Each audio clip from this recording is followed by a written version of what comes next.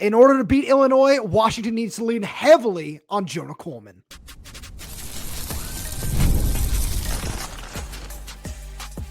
You are Locked On Huskies, your daily podcast on the Washington Huskies, part of the Locked On Podcast Network, your team every day. Welcome back into another edition of the Locked On Huskies podcast. I'm Roman Tomashoff. That's Lars Hanson. He writes with me over at Huskies Wire. Thank you for making this your first watch or first listen of the day, as we are part of the Locked On Podcast Network, your team every day. And today's episode is brought to you by FanDuel. Right now, new customers can bet just $5. And if your bet wins, you'll get $300 in bonus bets to use across the app. Download the app today. And just a quick reminder to all you everydayers out there, wherever you're getting this podcast, YouTube, Spotify, Apple Music, Amazon Music, wherever that might be, make sure to click that subscribe button, click the little bell as well. So you never miss when we post a new show. Plus, if you're on the audio-only side of things, please make sure to leave us a 5-star review, as it does help the channel out a lot. Now, Lars, we got a really fun show coming at all the everydayers out there today. We're going to spend some time and talk recruiting at the end of the show. A couple of key names that are going to be on campus this weekend from the 26 and 27 classes. We'll get there in a little bit, because this is going to be a game where both teams are going to want to run the ball a lot. So we'll talk about Washington's defense and bouncing back after some struggles against Michigan. But in a game where it looks like there's going to be a lot of rain in the forecast, or there is right now at least, Washington needs to establish Jonah Coleman. He hasn't gone for over 70 yards on the ground since the UC Davis game, and that needs to change this weekend.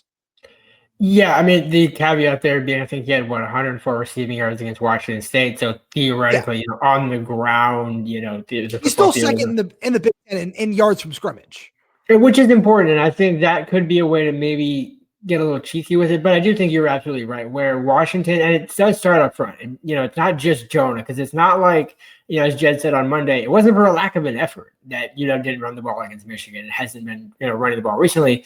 DeMond ran against Rutgers. You've seen them be able to find holes, but when it comes to the offensive line opening the lanes without Carver, Willis, without John Mills, Drew has the party, can only do so much.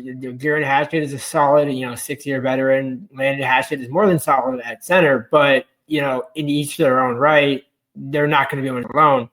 When you have John and Carver back on that left side, potentially, that's where this game, that's where you open the lanes up.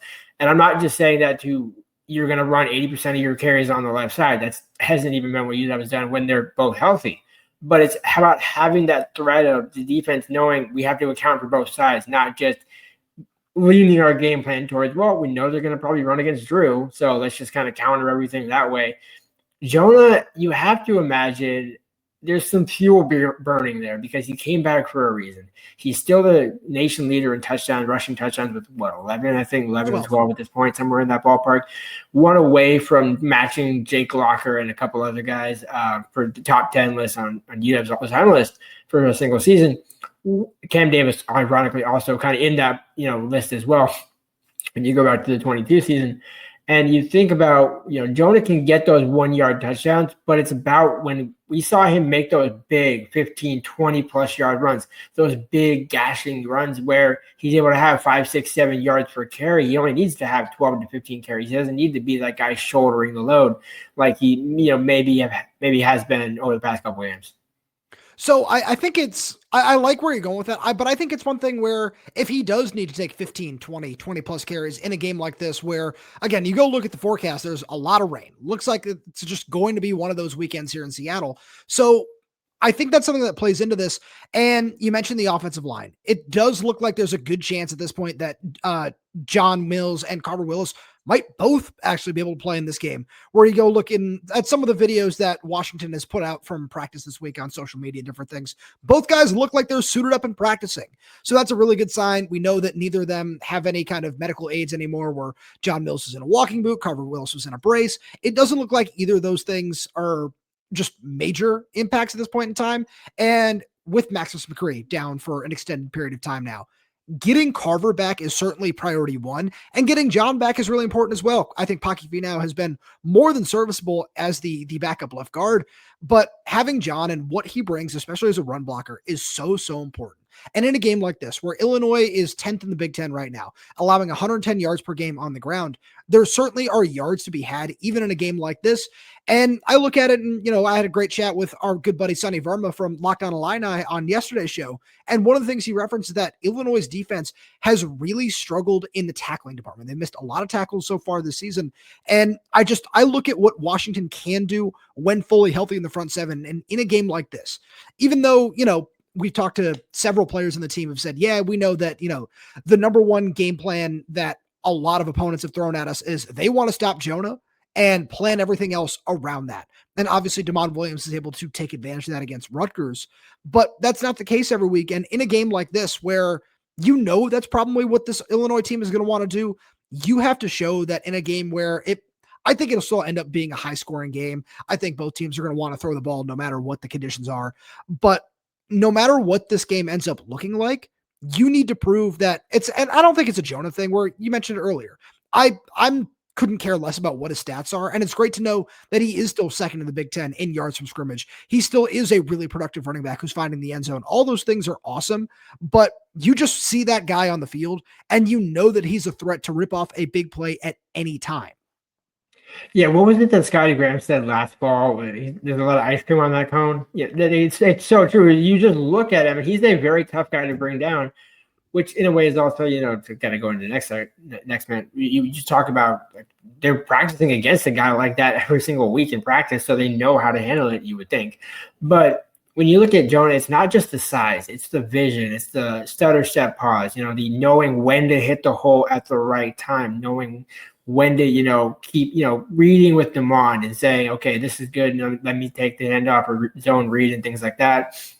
But without Jonah, it's been a lot different. And so I think Jonah taking that command himself, I think, this is DeMond's offense. Let's be clear about that. But it still runs through, no pun intended, Jonah. And I think when you have him able to get, 6-7 yards on first down, that makes a big difference for Jedd to call it from 2nd and 2 to 2nd and 9, 2nd and 8. Like that's a massive different play sheet that you're looking at. And kind of worth noting, it's Jonah, but then you also can sprinkle in Adam Muhammad and potentially Jordan Washington, as I know Jedd was asked about on Monday. But with Jonah, and I think again, he was obviously a finalist or semifinalist for the Campbell Award. He's a finalist now. Shout out to him for that. Yeah, and it's an awesome recognition for him. But I think when you think about Jonah Coleman, you just think of a true beast. Almost not like Marshawn Lynch, but just kind of like that guy that's just so hard to bring down. He's always going to find a couple extra yards. And over the past few games, we haven't really sensed that type of offense from Washington. Yeah, it's partly because John Mills and Carver have been out, but it's also just because it seems like for a few reasons it's not coming to fruition. And I think using Jonah without having it be what it was in the fourth quarter, which is, hey, now we're going to finally turn it and hand it to you for 3 or 4 carries in a row.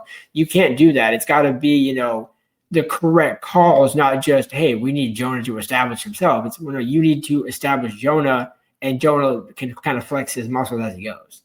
And that's the biggest thing. When I look at a game like this where Illinois is ranked coming into this matchup, so, by technicality, we know Washington is favored thanks to our good friends over at FanDuel, but it would be, one of those games where you can pull an upset, right? I'll just put that in air quotes.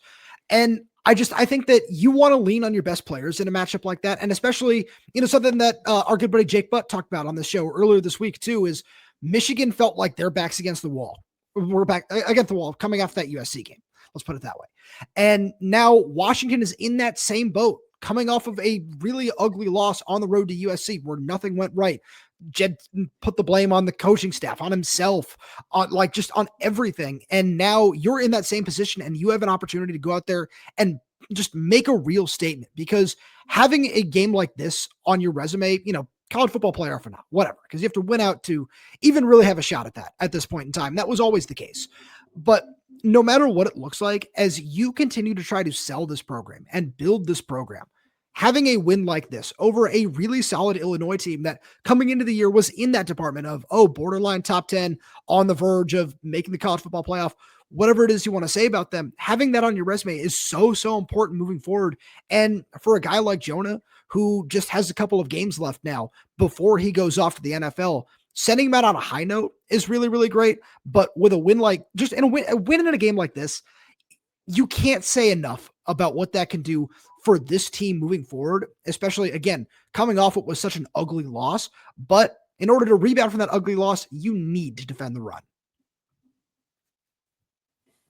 And we'll get there right after a message from our good friends over at Quo. One of the tools that helps makes a huge difference for business owners is Quo, formerly OpenPhone. It's the same great business phone system you've heard me talk about before, just with a new name. And here's why it matters. Every missed call is money left on the table. When every customer conversation counts, you need a phone system that keeps you connected 24/7.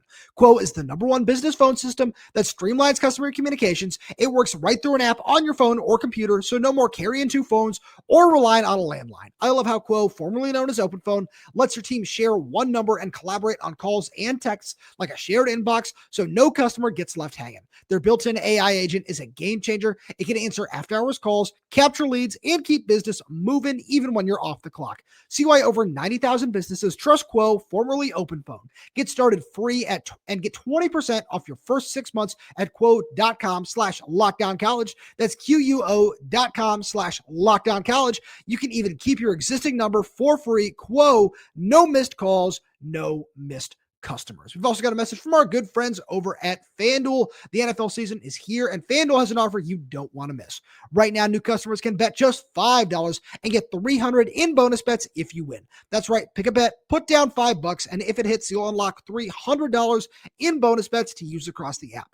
I love how FanDuel gives me so many ways to play. I built parlays, try player props, and even follow the live lines during games. Just a reminder for you, too. Keep an eye on that line right now. Is Washington -4.5 this weekend against Illinois. It makes watching football even more exciting when you got a little something riding on the action. And whether you're a casual fan or love diving into the stats just like I do, FanDuel makes the game day experience so much better. So what are you waiting for? Visit FanDuel.com to download the FanDuel app today and get started. Lars, on the other side of this, Washington's run defense had its worst day of the year, by far, against Jordan Marshall and this Michigan rushing attack. And again, it's something that Jake talked about that we were just mentioning. Michigan came out and had a solid game plan and executed it really, really well. And Illinois, coming off a bye, Bret Bielema is 6-1 coming off a bye. This is a game where, we can say what you will about the travel, whatever. I'm getting tired of talking about it. I'm not saying it's not a factor, but there are so many other things that can decide a game. And in a game like this, where Washington's defensive front is as healthy as it's been all season, they really need to step up to the challenge in this game. And the challenge is Illinois doesn't have just one back. They don't even really have just two. There's kind of three guys that you could look at on that roster in that backfield that you could kind of be facing against on any given down. And that's where the challenge comes in because they all have production.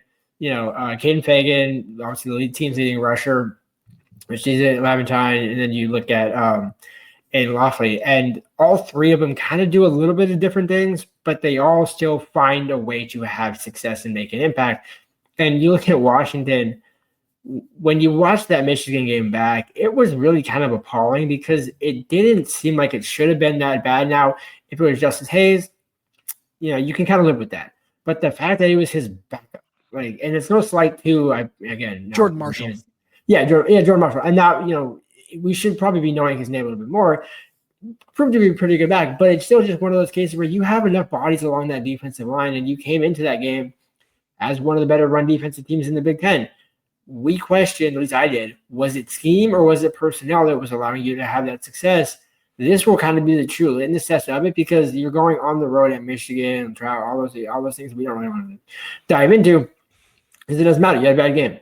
If you have a repeat performance, that is where now I start to get a little bit concerned because the one thing that stands out to me about Illinois when you look at their splits, they have a lot of success in the fourth quarter. That's traditionally been Washington's bread and butter quarter in terms of you look at this, 70 to 80-10 or 70-10 at one point in the season. Yeah. Now it's tilted a little bit. But if you can get back on track in the fourth quarter and really find it, you're not going to have the Indiana game where they had 2 rushing yards. That's just not going to happen. Jedd can, want to be Signetti all he wants, but that's just not going to happen. But if you can find, 80, 90 yards, even maybe 110, you're still managing it where you give up the yards, but you don't give up touchdowns, which Indiana also didn't do. That to me is more telling Ohio State gave up one, a couple other teams gave up one, but when they've really had success, it's been 2, 3, 4 touchdowns on the ground, and that's what Washington can't afford. So this is one of those games where I think that Luke Altmaier and this Illinois passing attack are going to be key, but I want to talk about this again because of the weather. Like that's going to be such a big part of this. And so I've circled 2 of those 3 running backs in Kaden Feagin and Khalil Valentine, where I look at Feagin, and this is the matchup that I'm really interested in, because we saw this whole 5-for-5 thing has been tabled and has been officially pushed back to the 26-27 year, I believe it was, from the report I saw from Nicole Auerbach. And so I don't think we're going to see Jacob Manu in this game. I feel like that was always kind of going to be the case as we continue to see what's just going to look like a traditional air quotes again here, redshirt season. So we're going to see a lot more of Zedric Saleh in this game. And when you look at Feagin, he's built like Derrick Henry. Like he's 6'3", 255 pounds. Like it's absolutely insane. And for a Washington team that has been able to do a good job of controlling the run, where outside of that Antoine Raymond run against Rutgers, them as a team, they rushed for 2.15 yards per carry. Even Ohio State, like they had a solid day on the ground, but it wasn't world beating. Like Washington has done a good job of, I don't want to say truly controlling the line of scrimmage because the pass rush hasn't warranted that this season, but the defensive line has done a good enough job at the point of attack to limit a lot of these runs to minimal gains. This is one of those games where you need to have that happen, whether it's bringing somebody else down to the box. It's Alex McLaughlin playing a little bit closer to the line of scrimmage and keeping Devin Bryant and Zedric Saleh or X-Ray Alexander, whoever you want to just go with personnel-wise in that department, keeping those guys a little bit closer to the line of scrimmage and putting a lot of faith in your cornerbacks on the outside instead of just, just mixing it up and playing a little bit more zone, where I'm sure that Bret Bielema is one guy who would certainly understand what it's like to face Ryan Walters if you go back to that game at Illinois Purdue last year, especially, and what that was like. I just think that this is one of those matchups where you want to trust your cornerbacks on the outside. You look at all the advanced numbers for a guy like Tacario Davis. He's been tremendous this season when he's out there. But you need to find a way to control the line of scrimmage in this game against an Illinois team where, if you listen to anybody on their side, the entire week leading up to this matchup has been, there are still questions about this offensive line. It's getting better. It's still okay. It's solid. It's experienced, but it's not great. And this is one of those games where Washington has all the bodies on the interior necessary to control the line of scrimmage. And now it's just a matter of stepping up and doing that. Yeah, well, see, it's interesting you say that they have the bodies, because they do on paper, but then you go look at the snap counts and things like that. Simone Peppa hasn't played a ton this season in terms of snaps per game. Now, he's played in, I think, almost every game. Same with Logan Sagapolo. No, I think Logan is only played in 4, surprisingly. Logan missed the first 2 games. Yeah, and so, you look at that and think, well, those are your 2 big eaters on the interior defensive line. And Terrio Thompson has been, pretty good, pretty solid acquisition, especially from Western Michigan.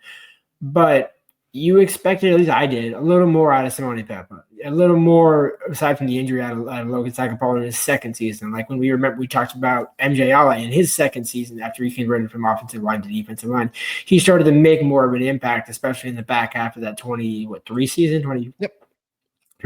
And so you think about where Logan is at, he's probably a step or 2 behind where MJ was at that point in the 23 season. Simone is a guy that did it as a redshirt freshman, so he's been able to prove that he can do it. And I don't know what the reason is. This would be a game where if Simone Peppa has 15 plus snaps, I would not be surprised. This is a game where he should, make an impact, I guess. Where Alanis Davis has been solid. You can go down the list of guys they have on the interior. It's just nobody's truly been able to do it for 2-3 games in a row. So I disagree, because I think Tatayu Uiagalelei has had a really solid season. But it's not one guy. One guy is not going to change this game. It's because he's not Vita Vea. Like he's not Steve Ettman. He's not Greg Gaines, Elijah Qualls, whatever name you want to throw out there. He's not those guys. And that's okay, right? Because that was never the plan with this defense. It wasn't, we are relying on this dude to be a world beater. If Javon Parker was fully healthy, maybe you're having a different conversation. I think it's unfair to ask him to reach that level, but you're also, again, just still having a different conversation about what this defensive line looks like. But again, this is as healthy as it's been all season. And this is one of those games where, Khalil Valentine is going to be the guy that they're going to want to stretch and get outside the tackles, while Feagin is going to be that just between the tackles, just bruising sort of back. You have the bodies in the front 7 to compete there. And one guy who I'm really interested in that I mentioned a couple minutes ago is Jedd Fisch. What is his snap count going to look like now in this game? Because against Michigan, we saw him playing inside linebacker. We saw him playing outside linebacker. And in a game like this, are we going to see him continue to get more snaps? Where Ryan Walters asked him about it on Tuesday, and he said, yeah, as his body continues to hold up, we're going to throw more at him. We're going to ask more of him. And this could be one of those games, especially if Jacob Manu just is unable to play with the just current eligibility restrictions and everything like that.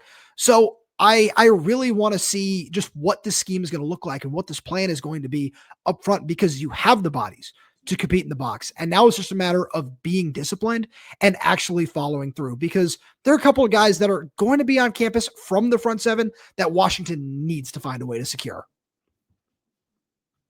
And we'll get there right after a message from our good friends over at Mazda. Mazda crafts cars for those who do more than simply move. Mazda delivers confidence with every ride, with more IIHS Top Safety Pick Plus awards than anyone else as of August 2025. From footwork to breathwork, athletes sweat all the details. Mazda brings the same attention to how we craft every model. You can feel Japanese craftsmanship in every detail, from the metallic accents to available Napa leather upholstery. You can make everyday drives feel like anything but, from smooth handling to intuitive controls, and with all-wheel drive standard in every crossover SUV, you can drive with confidence through almost any season.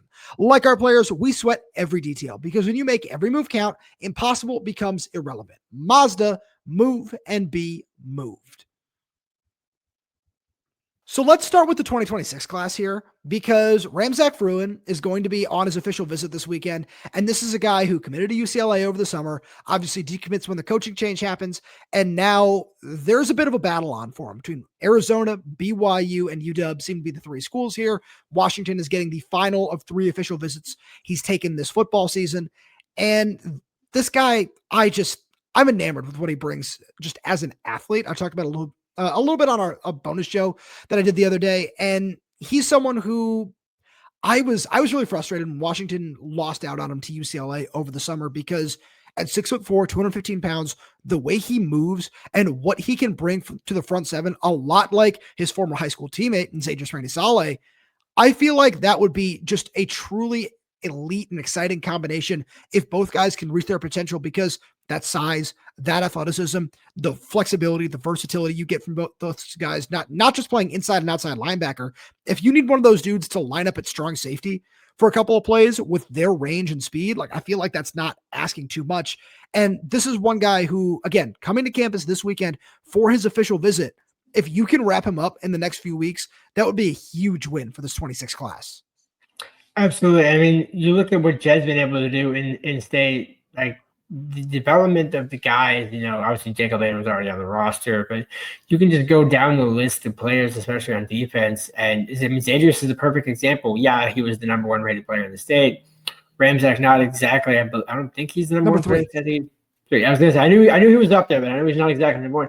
But you take that number 3 guy and say, you know what, we'll make you the number 1. And I think you have the right coaching staff to do that on the defensive side of the ball with Ryan Walters and Brian Odom.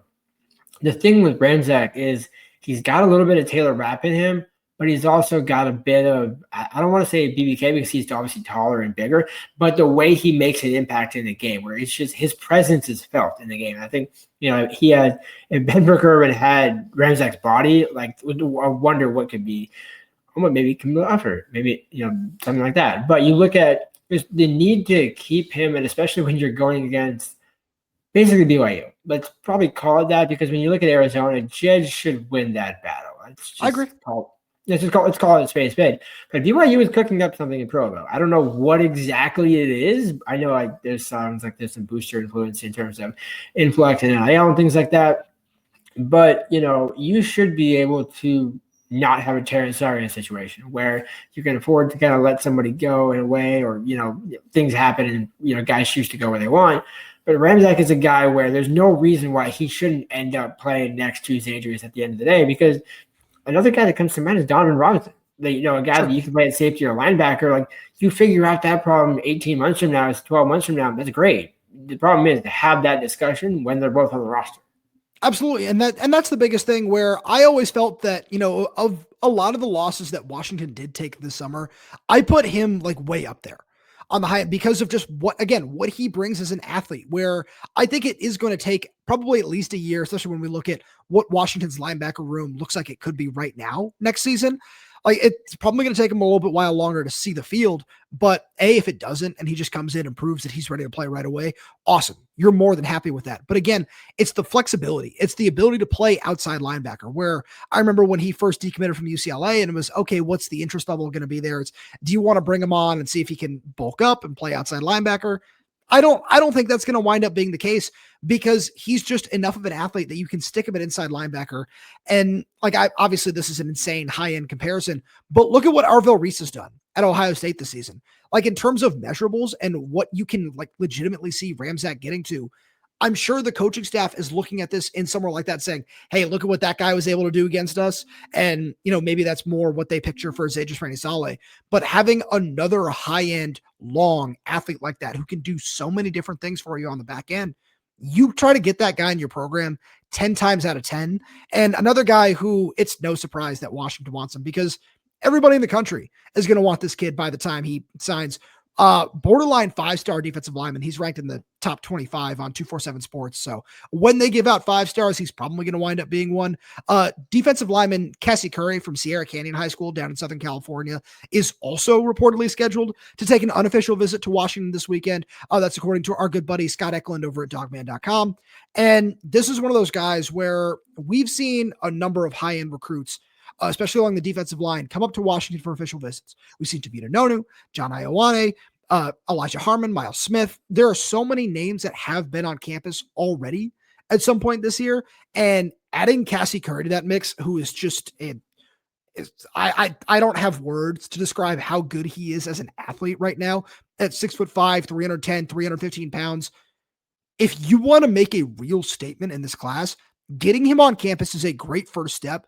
But if you can earn a signature from a player of that caliber, all of a sudden, all of these things that we're talking about along the defensive line, you're able to take them up a notch, because a kid like that is a true game changer. And not only that, it almost seems like a perfect game to bring him up for. And I know that sounds crazy given what you mentioned with the weather, but it's the Big Ten. It's big time, rough and tough football. And I think when you're talking about stacking defensive line talent, that's where you start. You have to have those guys along the defensive line, and whether he's at a 3-tech, 5, whatever you want to call it, he's going to find a way to make his presence felt. And I think when you get these guys on campus and you get them around each other, that's really where it seems to kick off. I think, there's some kind of elements of certain, position groups where there's a strength. We talk about John Richardson a lot. We talk about a number of different guys on this staff as being really good recruiters. And it's no slight to Kakusi, but he's more of a, once you get him on campus, he becomes not a totally different person, but you just feel a different level of connection. And then you see, Ryan Walters and things like that. So for me, I'm going to be really intrigued to see what is his thoughts, win or loss, after this visit. Because I think, to me, getting him on campus is one thing. But if you're able, like we said, to get a win over Illinois, if you're able to make a signature win as a top 25 victory, air quotes, and an upset and those types of things, that resonates with recruiters. Now, ranked 23rd versus if you knock off number 1 or number 3, maybe at the end of the season, that would be, a major statement. But I think you have to get to those major statements by making some of these statements like you did against Michigan, who was a air quotes top 10 team last season. And those types of games where it might not be the greatest for a kid from Southern California to come up in the rain, but you're from California, it rains down there. Don't pretend it doesn't. Not very often. I know it's so horrible. No, but like you mentioned Southern California. That's where I wanted to go with this, because this is a really, I want to say, unprecedented class of defensive linemen from California in 2027. There are 7 blue chip guys from that state, where that's including Troy Bowens, who's on the edge. But there are so many blue chip edge rushers and just defensive linemen as a whole. I'm thinking Troy Bowens there. There are so many blue chip guys from like the LA area, but just California as a whole in this 2027 class. And that the SEC, that Michigan, Ohio State, Notre Dame, whoever else, they are all going to be moving in on that territory to try to get those guys. And rightfully so, they are that talented. But if you want to make a statement in the Big Ten, and I think this has become a selling point for this coaching staff, because you go look at the message and getting so many of those guys up together is a really big part of this. Is you can still make a big impact in the Big Ten, in one of the premier Power 2 conferences at this point in time. And you can do that close to home. Yeah, it's still, a 2.5 hour flight from LA to Seattle, but whatever. It's not nearly as bad as having to take a trip to Columbus or to Tuscaloosa or to Athens or wherever else, where all these guys are going to get all those offers by the end of the cycle if they don't already have them. And selling a kid like Kasi Currie to do that on the West Coast, it is a long shot. It absolutely is. But you have the resources, you have the coaching staff, and you have the playing time available to do that, because Washington is losing 11 scholarship bodies over the next 2 years. That's just guys that are on the roster right now along the defensive line. And that's, not including whatever they might want to bring in through the portal this upcoming January. So selling a guy like Kasi Currie, where, people are always going to have their oppositions to playing freshmen and doing whatever, especially in the trenches. And I think that's fair. I think John Mills is bucking that trend, by the way. But I look at what you can do if you can sell a kid like Kasi Currie to come to Washington. All of a sudden, John Ioane, Tavita Nonu right down the road here at O'Day High School, whoever else you want to go get in that 27 class, it all becomes just a little bit easier because you see one guy do it. And I think Tavita would have to be that first domino to fall because he is the local kid. But there are so many opportunities that you have down in California in this 27 class, and you cannot miss. And not only that, I think the fact that you have this early interest is why you have to capitalize on it. You're not playing catch up like you were, but you lucked into T.I. McKice when you offered him what he did. Like that, Sure. We talked about that excessively on the show, but it also is a testament to what Washington represents as a brand. You mentioned Vita Bea, Elijah Qualls, Danny Shelton. We can run down the list of guys who. I hate myself for not saying Danny Shelton's name earlier, by the way. That's 100% on me. I was going to say, I almost wanted to let that one go, but I had to sneak that one in there. The point being that whether you get the major 4-star or you get the underrated guys, development and establishing both of those, especially in the Big Ten, is imperative, because you can't just rely on those, 3-star, we're going to develop the Chris Peterson types. That's good, but you need to get the TIs and in class after class after class. And Jedd has the resources to do it. He has the coaches to do it. He has everything he needs. And I think the one thing that we could probably hit home on, yes, it's going to be raining, like you mentioned. But recruits still care what the atmosphere is like on those down and dirty days, because guess what? If Curry decides to commit to Washington and sign with Washington, you think he's going to want to look up at the fans and say, wow, there's only 40,000 here because it's raining and I got to, go play a game here. It's like, no, make it fun. Make it fun for the kids. And, the part of that is on the university. Part of it is on the fan base. And I think there's no reason not to show out this weekend, especially Kevin, the swing and miss earlier this week. I wasn't even gonna mention that, but because I know I'm not allowed to mention that, so we should probably just end there. But one thing I do want to just add, because you do make a lot of really great points there, is this is one of those things where when you're talking about just the interest and the atmosphere, those are all really great things. And you lost to Ohio State. And kids are still coming away saying, I took away so many positives from that game, the coaching staff, the fan base, the interest, all of these different things, and how great all of that is just for this program moving forward. And then on top of that, you talk about just stacking classes and getting several high value defensive linemen, 25, 26, 27, and you need to keep that going. Look at the 2 games that you've lost this season and look at who you lost to. That's exactly just one of the biggest things that those schools do well on a year in and year out basis is get high quality bodies in the trenches year after year. But Lars, as always, thank you so much for being here. Thanks to all every day who's tuning in. We really do appreciate your support. We got so much more fun stuff coming for you throughout the season. So please make sure you subscribe wherever you get your podcasts, whether that's YouTube, Spotify, Apple Music, Amazon Music. We're there. We're everywhere. We're updating this channel with new content every single day. So please make sure you click that like button, click that little bell so you never miss when we post new show. Plus, if you have any questions, comments, concerns, drop them right down below in the comment section. And if you're audio only, please give us a 5-star review, as it does help us out a lot. Thank you so much for tuning in, and we'll talk to you on Friday.